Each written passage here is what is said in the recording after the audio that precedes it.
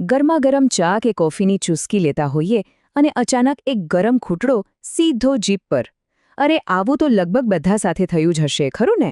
આ એક સામાન્ય તકલીફ છે, પણ હેરાન બહુ કરે છે.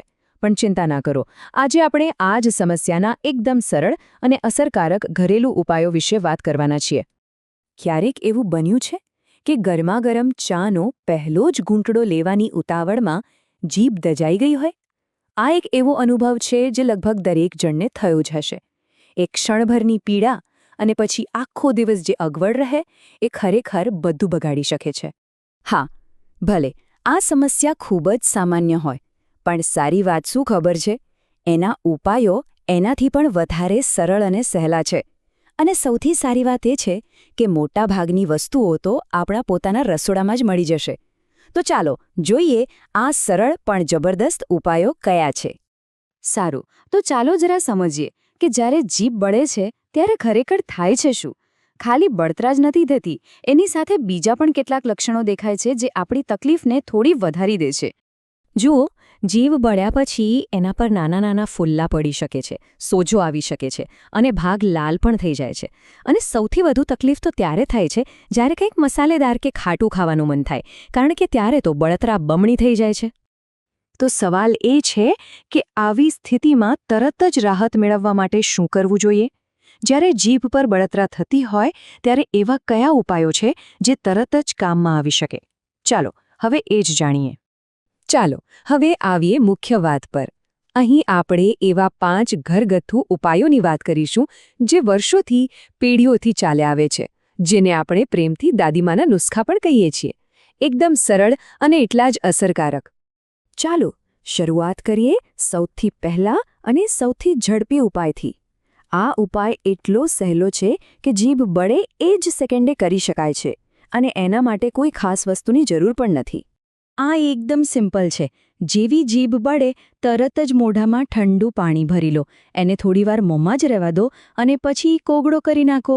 આટલું ખાલી 2-3 વાર કરશો ને એટલે તરત જ ઠંડકનો અહેસાસ થશે અને બળતરા ઓછી થઈ જશે. પણ હા, અહીંયા એક વાત ખાસ યાદ રાખવાની છે. મોટાભાગના લોકો શું ભૂલ કરે છે ખબર છે? સીધો જ બરફ લઈને જીભ પર ઘસવા માંડે છે. ના, આવું બિલકુલ ન કરવું જોઈએ. એનાથી તો ત્વચાના કોષોને નુકસાન થઈ શકે છે. એટલે યાદ રાખજો, સાચી રીત છે ઠંડા પાણીથી કોગળા કરવાની, બરફ ઘસવાની નહીં. ચાલો હવે આગળ વધીએ આપણા બીજા ઉપાય તરફ.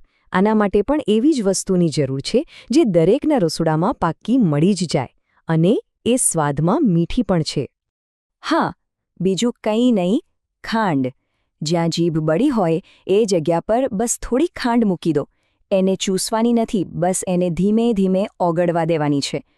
જેમ જેમ ખાંડ ઓગળશે તેમ તેમ બળતરામાં રાહત મળતી જ રહેશે. છે ને એકદમ મજાનો અને સહેલો ઉપાય? આપણો ત્રીજો ઉપાય પણ એક એવી કુદરતી વસ્તુ છે જે ખૂબ જ ગુણકારી છે. એ ખાલી સ્વાદમાં જ મીઠી નથી, પણ એના હીલિંગ ગુણધર્મો માટે પણ આખી દુનિયામાં જાણીતી છે. આપણે વાત કરી રહ્યા છીએ મધની. જુઓ, મધમાં કુદરતી રીતે એન્ટીબેક્ટેરિયલ એટલે કે જીવાણુઓને રોકવાની તાકાત હોય છે. આ ગુણધર્મો બળતરાથી થયેલા નાના ઘાને રૂઝાવવામાં અને કોઈપણ જાતનો ચેપ લાગતા રોકવામાં મદદ કરે છે. સાથે જ તે ઘાને ઝડપથી ભરવાનું પણ કામ કરે છે. આ ઉપાય માટે શું કરવાનું? બસ થોડું શુદ્ધ મધ લઈને એનું એક પાતળું પડ બળેલી જગ્યા પર લગાવી દો. આટલું દિવસમાં 2 થી 3 વખત કરવાથી ખૂબ જ ફાયદો થાય છે. ચાલો હવે ચોથા ઉપાય પર જઈએ. આ વસ્તુનો ઉપયોગ તો ઘણીવાર મોઢામાં ચાંદા પડે ત્યારે પણ થાય છે, કારણ કે એની ઠંડક આપવાની અસર બહુ જાણીતી છે. ગ્લિસરીન, જે મોઢાના ચાંદા પર બહુ અસરકારક છે, એ જ બળેલી જીભ પર પણ જાદુની જેમ કામ કરે છે. એની સીધું જ બળેલી જગ્યા પર લગાવવાથી તરત જ રાહત મળે છે. જો બળતરા વધારે હોય તો દિવસમાં 3 થી 4 વાર લગાવવાથી એ સંપૂર્ણપણે શાંત થઈ શકે છે. અને હવે આપણો 5મો અને છેલ્લો ઉપાય. આ ઉપાય થોડો વધુ પરંપરાગત છે. આ વસ્તુ કદાચ પાનની દુકાને જોઈ હશે, પણ એ એટલી જ અસરકારક પણ છે. હા, પાનમાં જે કાથો વપરાય છે ને, એ અહીં ખૂબ જ કામનો છે. કાથાને પાણીના 2-4 ટીપામાં ઓગાળીને એક પેસ્ટ જેવું બનાવી લો અને એને સીધું જીભ પર લગાવો. એનાથી ઠંડક તો મળશે જ, પણ એના ગુણધર્મોને કારણે લાલાશ, સોજો અને ફોલ્લા ઘટાડવામાં પણ મદદ મળશે. તો જોયું ને, આ બધા ઉપાયો કેટલા સરળ છે. આજ તો આપણા ઘરગથ્થુ ઉપચારોની સુંદરતા છે કે તે એકદમ સહેલા હોય છે, હાથવગા હોય છે અને છતાં ખૂબ જ અસરકારક હોય છે.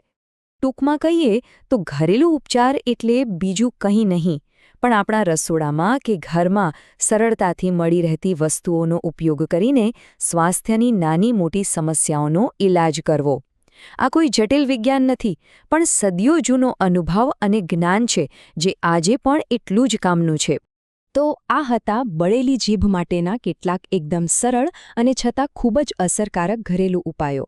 આશા છે કે આ જાણકારી ઉપયોગી થશે. હવે વિચારવા જેવી વાત એ છે કે જો ફરી ક્યારેક આવી સ્થિતિ આવે તો આમાંથી સૌથી પહેલો કયો ઉપાય અજમાવવામાં આવશે?